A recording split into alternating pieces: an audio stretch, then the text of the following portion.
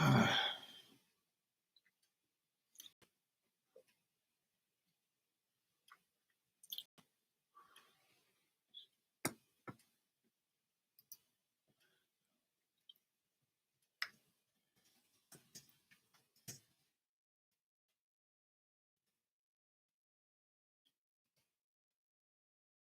you doing, everybody?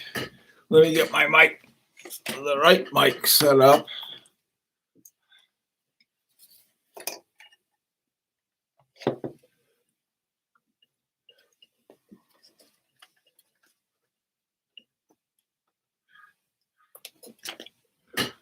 There we go. Hi, Adam. I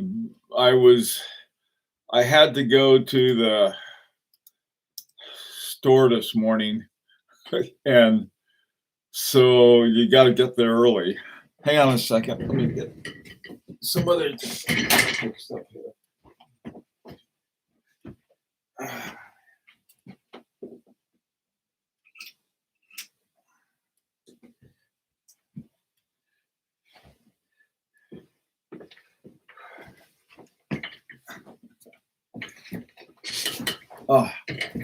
Okay, here we go. Oh boy, what a day. I know that some folks are out of the lockup and others are in it and some are in between. Hi, Clyde. How you doing, man? And we're still in it. And I think I don't know how close we are to our peak. They talk about different kinds of things. Hi, Jeffrey. How you doing? So anyhow, I was out getting groceries and everything. Hi, Joas. How are you? So anyway, coffee. I just got back from the grocery store and there's still low on stuff. Hey, Stefan. How's the situation? Is it still severe or is it getting better?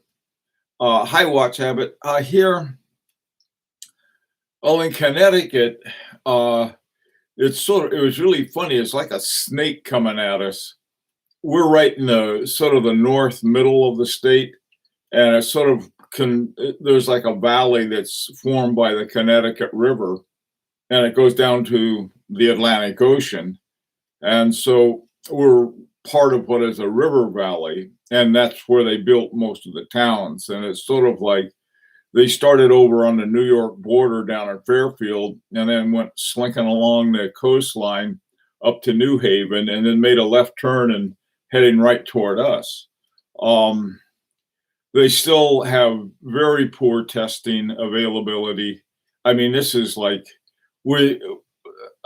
Connecticut has done a pretty good job. I mean, they really have. We have a pretty decent government here, but man, I tell you, don't get me started on the whole goofiness of this thing. But here we are, bright-eyed and bushy-tailed. Okay, hey, is the video okay and the sound all right? Because I didn't get the sound set up right away. Oh, okie doke. Let's see. Hi, Abdul. How are you? Let's see. Jeffrey, Adam. Okay. Yeah. Hey, sorry I didn't have an announcement or anything. I just was I don't know, running late. My wife and I take turns making the run, and so I got up early and she was still asleep, so I snuck out and off I went. I tell you, it was fun. Oh, good. All right, great. Thanks. So yesterday afternoon, we had talked about this in the morning, is, what is good for, if we're going to have sort of a high horology for collectors or for people who buy the watches. What were some of the things they look like? Some of the things that they came up with included like one was interesting is that only heat blued screws. Now, what that means is that if the screws are blue, you can't use the chemical way, and the chemical ways look really cheesy. But a heat blued screw is really neat. One of the things they had a few years ago, they had an article in one of the was Hodinkee or one of those or Quill and Pin about the €100 screws that Lang and Hein had, and they showed the process and what they went through to have their screws. I mean, just to make a screw, they said they put about €100 worth of work and everything into them. And it's really, I thought, my God, that's really something. Hi, Terry. First time commenting on your channel, but I've been watching. Near St. Louis coffee time. Boy, I'm with you, Terry. The heat blued cases of, yeah, those are really amazing. Heat blued screws are difficult to make.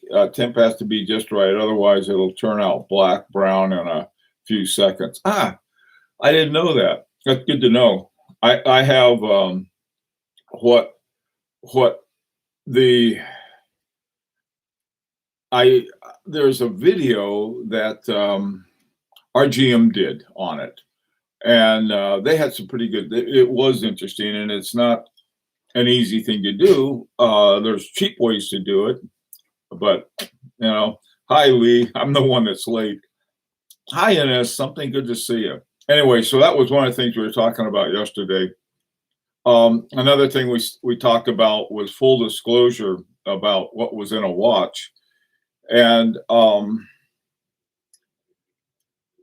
let's see. Heat purple is even harder. Yeah, that's what we have to make. You got to have purple screws, and you have to heat purple them. No, but I think that's that kind of thinking. I think we need more of that. If we're going to have standards, why not make them ones that that are hard to fake? I really think with the whole high horology thing is that we've got to redefine it for ourselves, not for the watch companies. I'm going to go through they have a whole bunch of things about what has to be done to be considered high horology with nothing but loopholes. And so you can have these companies, there's nothing about, the funny thing is that they have this big thing about counterfeiting. Oh yeah, we got to do something about counterfeiting. But on the other hand, they have nothing about fraud by watchmakers themselves, namely the Swiss ones, where they have these crazy names. I got a little thing right here on my nose. I've been looking at it. I have to wear a face mask, and it sort of pinches right here. So I got a purple nose too. It was heat purple, not the cheap way. It was done with a face mask. What is that? Yeah, it looked like Rudolph the Red-Nosed Reindeer. Anyway, I'm not Rudolph. Okay, let's see. Before bluing starts, there's a very short brownish phase. Grossman uses it. That's interesting, Stefan. Grossman's stuff, Maurice Grossman, her things just, I know that, I don't know who their major watchmaker is, but she does a heck of a job. I'm looking to put my clock up here. I got one of those electric clocks, a great big quartz clock that they have in watch stores, and it's sort of like my FP Journe Chronometre Sylvain. And I was looking at the hands, and in different lights, they're different colored blues, but I don't know if those are heat blued or not. I know they are on the watch, but I was wondering if they put it on those promotional clocks, whether they were heat blued or not. On my H Moser. I have on my brown H Moser. I think I had it on yesterday too. Um, Now it has gold hands, and so you know, I guess the bluing doesn't matter. But on the screws, let me check the screws. What's up, Tippy? Fraud is allowed, but not fakes. Oh, hey, that's right. That's a good way of putting it. Oh, you can have fraud and be high horology, but we're not going to stand still for fakes. That's great. Let's see. Uh, Let me see if you can see the blued screws on here. Yeah, they're the little ones and they're hard to see. Either they'll be out of focus or something. You can see the man-made rubies and the gold chatons. So, but I couldn't see the blued screws. Now my phony baloney blued screws you can see really well on my regulator by Siegel. Okay, MG's hands are superb. Yeah, their watches overall I really like. I do think they charge, I think, more than is justified, but they are very good. I'll be up in a second. I'll be awake in a second. Okay. I wonder if any watchmakers still use real rubies for the jewel pivots. The only jewel pivot watch I have with it's not they don't use a ruby, they use a diamond. The pivot on the I don't know if it's a pivot or simply a topping on the Langenheim Frederick II. There's a diamond on top of the balance shaft, and I don't know if it pivots on that diamond or it simply pivots on something else, and that's there. But those are mine diamonds as opposed to man-made. Hey, Johnny, how you doing, man? I believe most are synthetic. I don't know of any watch that uses the mined rubies. They're all man-made, I'm pretty sure. Synthetic ones are better anyway. Yeah, that's another thing too. Sometimes, the man-made ones are better because you can shape them better to fit exactly what you need. And so I don't worry about that. I'll tell you something funny. This is how clueless American customs is. And I'm not just saying American customs, because, well, we have a very low tariff rate on watches. But they have a form you have to fill out when you import something from Switzerland or Europe or any place. And they have one of the things in describing the watch, you have to put down the number of jewels. And so let's say that you have a watch and it's got, like a big fat diamond on the crown or something. I mean, a real good one. And then you got all these man-made rubies. And the big fat one on the crown doesn't count any more or less than a man-made one that's, on one of the, holding up a pivot point on one of the wheels on the wheel train. So it's a funny kind of thing, and it's like, I want to go in there and tell them that, say, look, you guys, or they have like a bezel with diamonds around it. They may be fairly valuable diamonds, but they don't ask the quality or anything else, just how many you got on yours. And I guess they figured the more you have, the more complications or something. I have no idea. And I don't think they did either. They just figured, something we can count, and that'll do for determining the value of the watch. I don't know. Okay, synthetic ones are better. Yep. Wasn't that just an outdated rule? Tippy, yes, it is, but it's the one they use. And if you have a watch that you're shipping over from overseas, at least to the United States, you have to state the number of jewels. Now, here's the funny thing. Part of it is that the watch companies, when you get when you're looking at the specs on a watch, they'll have the number of jewels. So, I guess everybody's on it. Man, I don't miss U.S. Customs. 8K is shipping destination, no tax, no fuss. Yeah, Jeffrey, I tell you one thing, Jeffrey, the taxes on watches here, or the tariffs, are very low. They're like 1% or a fraction of 1%. So they're not so bad. But getting through the rest of it is a hassle, man. God, they have, if you have the form filled out, I don't think it's a problem. I've got there's a watch I'm thinking of getting, and it's in Germany. And morning, Lee. And so, the only thing I worry about isn't the company that I'm going to begin the negotiations with, but rather the getting it over here. I think that was a holdover from the days when watches were still made in the USA. They were also different duties applied to movements only. I didn't know that. Some companies like Lecoutre sent over parts to assemble in U.S. Yeah, that was that itself was an interesting story. Jaja Lecoutre had the watches made here were just called Lecoutre, so you can have both of them. I have to pay 19% if I'm buying outside of the EU. Wow, that is heavy. That's why I always buy from EU.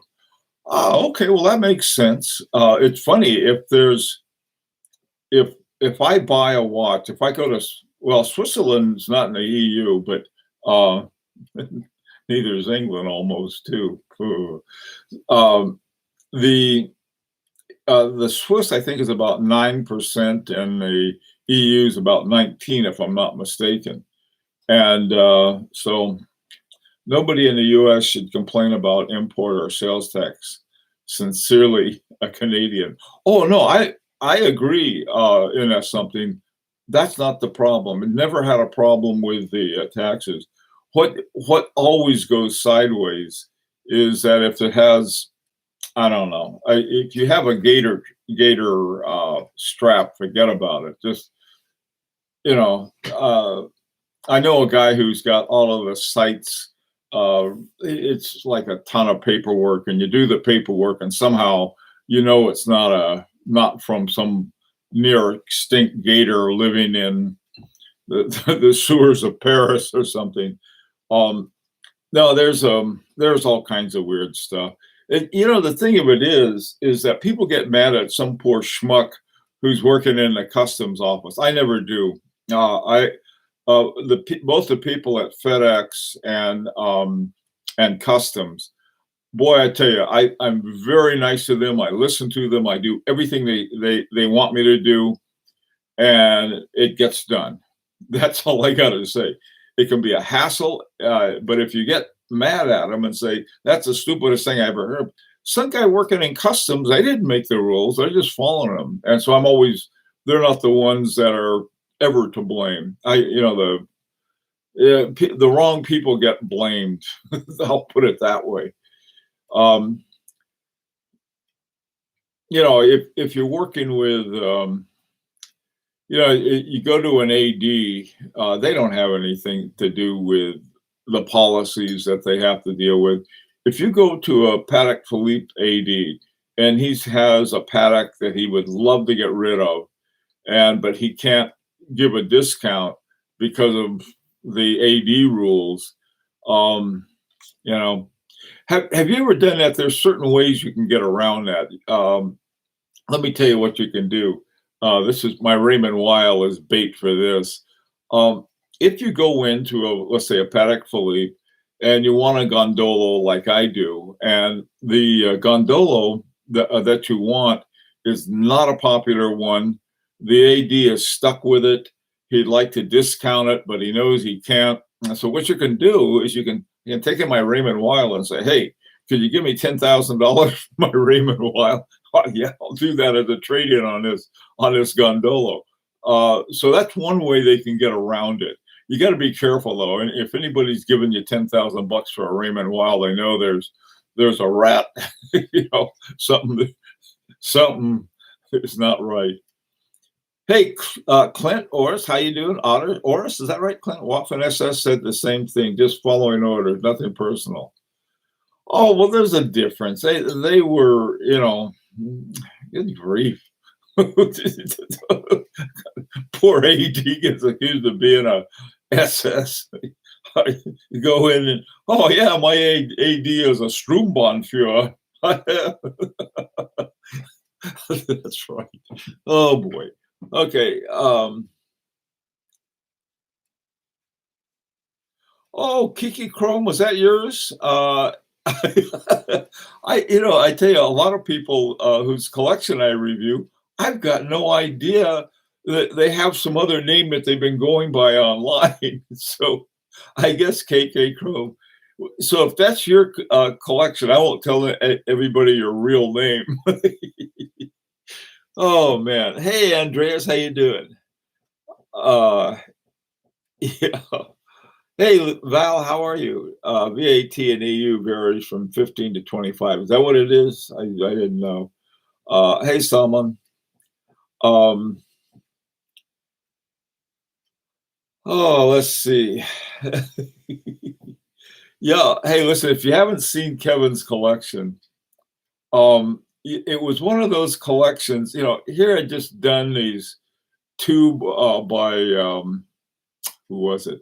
One was Healer's collection. It's just like, oh, one great FP Journe after another. And before that, it was who was it? Who's got the great collection, just piece at a time. Uh, Rick's collection. And so I thought, oh man, I got to see this one. But in a way, I like Kevin's the best because Kevin had one that is we can all aspire to. I'll put it that way. It doesn't I think Watt's collection is as much, in fact, even more so, the selection of the watch rather than the amount you spend on it. You can spend all you want on a Jacob and company, and it's still going to be a Jacob. It's not going to, you know, it's just made of God knows what, a lot of bling, but that's about it. On the other hand, when you see a collection that things are, not everything's the same either. I mean, that's what I like the best. If somebody had some, you know, some wacko one like my regulator here, I love that. It's fun to discover new things. I hope. I'm looking for my wife. I hope that I'm gonna have. There's this one I found that I really like, and I think I can begin negotiations. I'll have it soon. I hope. Anyway, this is what's fun about Watt's collection. This is too why I sound like a nag, and I am about spend your time learning about watches. I mean, there's a ton of stuff to learn, but the more you learn, the more you find, and the less you spend. That's what's so crazy about it. I've seen some people who try to act as though they know something about it, so they'll throw some words around, and you can find out pretty quick there. If you guys know what I mean. I mean, the most of the people that come here are pretty sharp. They really are. And but have you ever had these people that they try to act like they really know a lot and they just drop names, but they have no clue about the substance of it? Somebody was trying to tell me. He says, "Well, he knows about Strawman mainsprings." And so, you know, this is, they're all the same. Well, which is, of course, not true at all. And I was figure out which one it was. There was this one, he was saying, wow, these, you know, with some cheap movement, and it had somebody called a hairspring in it a Strawman hairspring. And says, wow, that's the same And so he was saying, see, and so that's what these other watches are. They don't know what they're talking about. They have no idea that the two that he was comparing were like comparing night and day. One was made of steel and I don't know, bubblegum wrappers or something. And the other one was made of niobium and titaniums. But somehow they both ended up with got the name Strawman in there, or this guy got it in there wrong because, you know, to me, it's not a matter of rushing information or trying to have the most, it's trying to have the best. And I think the best way to do that is have good conversations. I mean, we all run into these jokers that are like yo-yos on not just watch collection, but in everything. And it's much more fun to learn about stuff. Is that some people say, well, you didn't know about that. And to me, that's a delight. Anything I don't know about is something I've learned. But other people say, oh, well, I knew about that and you didn't. So nanner, nanner, nanner. I mean, like, okay, you know, all right. I'll take the nanner, nanner, nanner if it's good information. So that, this is, you know, okay. You're describing a lot of people that I know, Jeffrey. I am in all walks of life. Okay, better late than never. Hi, Bill and guys. Hi, John. I was late too, John. I got, I, I just had enough time to get off my face mask. I bought a titanium citizen this week. I was looking online auctions. I caught my eye and managed to get it for a bargain. Still waiting for prices of Moser to go down more. Abdul, I don't know if they're going to. They may, but the problem is that they're running out. I think. I mean, because there was they never made very many in the first place. They didn't sell too well, and then vultures like me grab them up.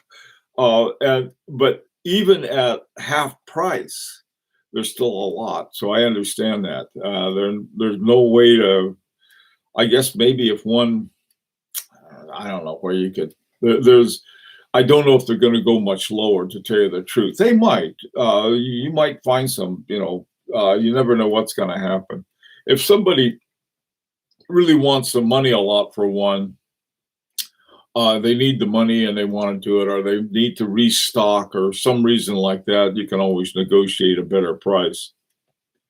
My wife is a watch person. She also loves vintage watches, so I manage to give her one every now and again. Oh, you're lucky. Um, you're lucky. I it's my wife sees it in a little different way. It's sort of an extension of a jewelry. Another good subject could be case material and allergies. Oh man, John, that is a good idea. I don't get allergies from watches and stuff. In fact, I almost have none. Um, when I was a kid, I had some, but kids have lots of stuff. But I don't, but my wife does. She had one. We we had a gold wedding ring, and I don't know, something happened. She said, "Oh, I'm allergic to gold." So I thought, well, what do you want to do about it? He said, "I want a platinum one." So we ended up got her a platinum one, and it turned out, oh, well, I guess the gold one was okay after all. I was like, oh no. Sometimes you'll get some pollen or God knows what, between your ring or your watch and your wrist, and you'll end up with something weird looking. I used to, the rubber from my Fitbit, not this one, but another one, gave me a rash, but, for the most part, but that's an interesting thing, allergens.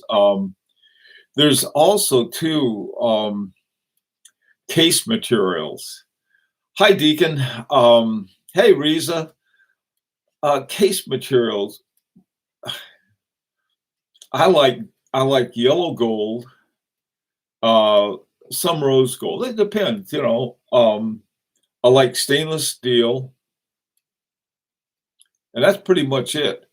But I also have white gold, and I like white gold too. It does. I can't tell the difference between white gold and stainless steel and platinum. I also have my FP Journe is platinum, and I can put it next to my uh, perpetual regulator, and I can't tell the difference. This is good steel. I know that Rolex keeps talking about their 901 or some number they have on the steel they use, and I'm sure they do use good steel, but I don't know. Saving up for a Habring. The only thing I spend money on now is coffee for work. Yeah, that's me. If I was saving up for a watch, you'd find me at Salvation Army trying to get a free lunch. It was like, this is one of the things I found out is that we're spending a lot less money stuck in the house. We never go to the mall. We don't go out to dinner. We're just sort of here. As a result, I was looking at our bank account and I said, and our MasterCard bill wasn't very high. So, this is, of course, that's not good for the economy. But if, once this whole thing is over, I kick myself for passing on some crazy Moser deals from several years ago. The QC stories had kind of scared me off. Seems like those are well under control now. Yeah. Expensive coffee. Yeah, one thing I saw this thing on the deals we used to get in grocery stores. Boy, they're gone. And I went to get some bar soap. This is this morning when I was out shopping around, and they had very little available. But fortunately, they had like one left of the kind I like and one that my wife likes. She was able to do it. Same with coffee. No coffee, and I'm not a happy camper either. I'm like everyone else. Got an extra dial. Ah, okay. What, Stefan? What kind of dial did you get?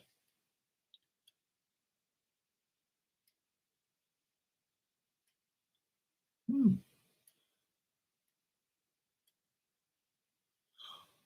Oh, Deacon, who buys Moser Springs?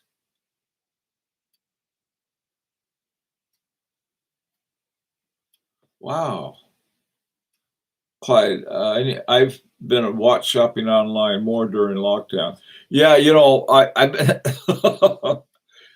I just haven't bought any. But because this one was a long time saving and buying and everything else that went with it and negotiating.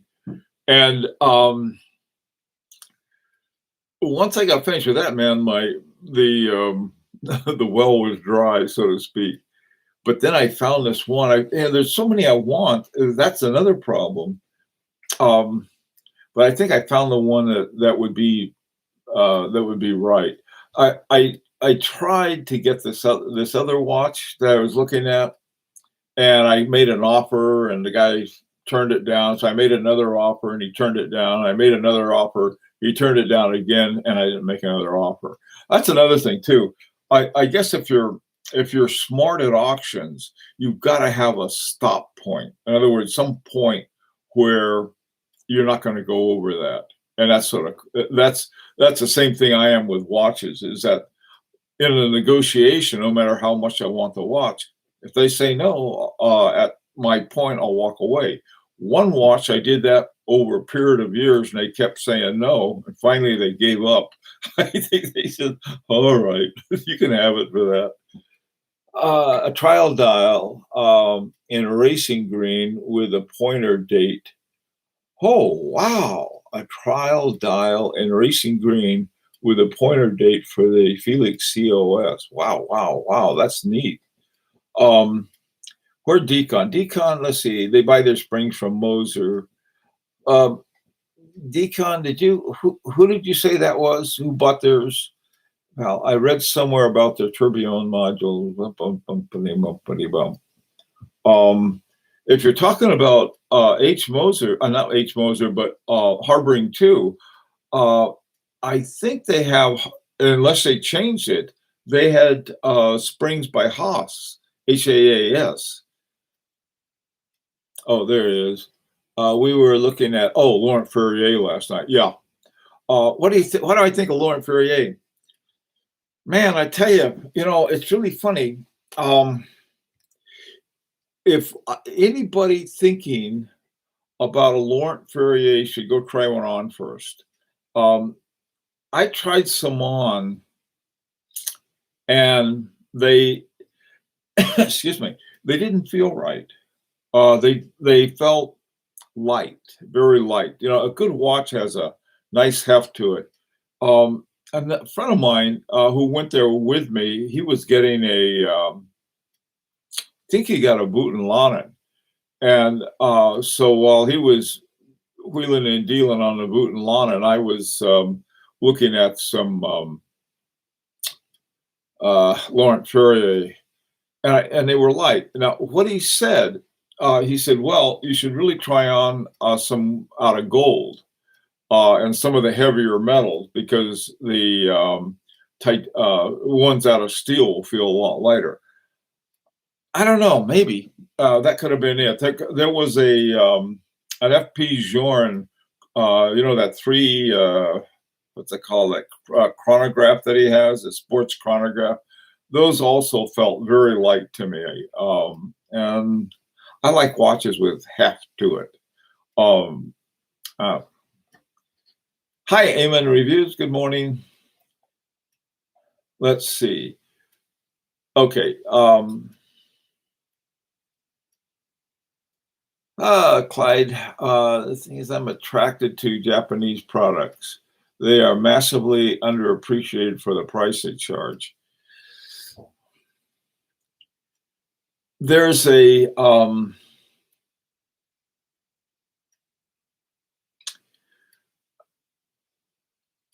the Japanese watches, Joas, is they're excellently done watches, extremely well done. I wouldn't argue with that with anybody. But there's sort of the thing about it is sometimes they're too precision machined. I'll put it that way. I don't know if you understand what I mean, but if you take one of the watches that what's his name, Jaime Asoka makes, he's a Japanese watchmaker, an individual one. His stuff is beautiful because it's all hand done. And if you look at Seiko, and even my little Seiko 5 that I have, everything is done with such precision that it's a machine precision. And I like the ones that are a master craftsman had his hand in there, and you can see it by sort of the little minor things, the little imperfections, not the kind of imperfections you get by sort of sloppy mass production, but rather the kind you get with a master craftsman. That's me, though. I mean, that's not, all of my watches aren't that way. Check out Creedor. Oh, I know. Creedor is one that I've got. I'm going to do I was going to do one on Creedor and, what was that other brand? Creedor and Quorum. Okay. And so I did the one on Quorum, and I haven't got to the Creedor yet, but I want to do that.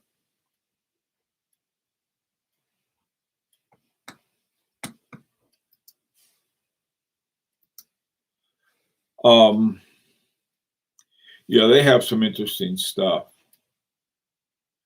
Yes, I will accept an Ichi 2.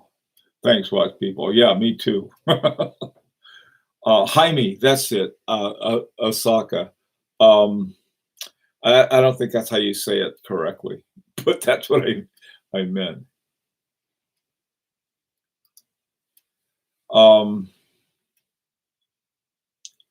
Yeah, his things are wonderful. Creedor Hodor. Andreas, how you doing? Have you ever looked at Fortis very basic watches, but great quality? enriched history, used by Russian cosmonauts, created first automatic wristwatch. I don't know.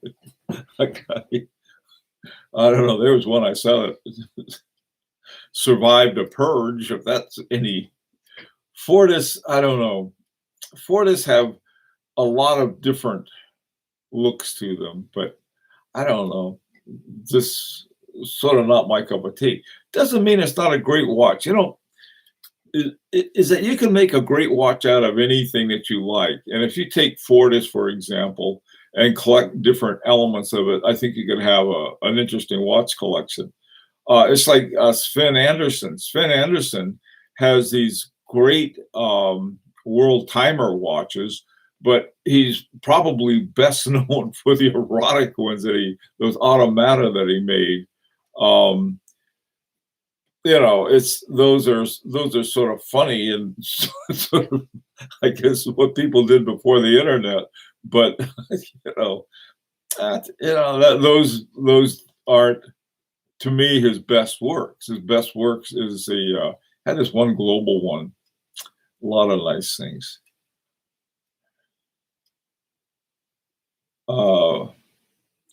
Okay, well, if you guys think they're underrated, maybe we ought to look at them more closely. Ball, I've seen some nice watches for. Don't they make some railroad watches or something like that?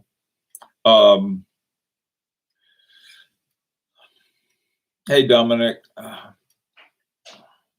No, what happened, Dominic? I was late and I just had to just go live without any announcements or anything. So that happens. JLC Memovox is a type of morning watch. Yeah, that would be a good example, Joas. Well, listen, guys, Ball is made in China. I didn't know that. Okay, listen, I got to run. It really was only a few minutes late, so it wasn't too bad, but I have stayed over and I haven't even had breakfast yet, so got to run. We'll talk this afternoon. I'll have all the announcements and stuff and be on time and everything. If you're going to be around then, I'll see you then. Otherwise, I'll see you tomorrow.